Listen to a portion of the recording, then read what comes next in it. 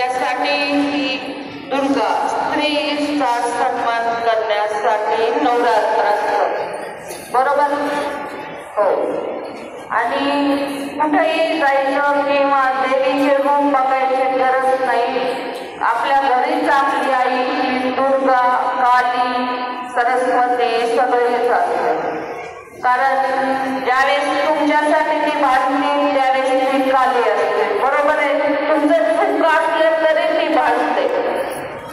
सरस्वती अभ्यास घेताना असते आणि तुम्हाला नाही त्या कारणासाठी पैसे देण्यासाठी लक्ष्मी असते। त्यासाठी आईचा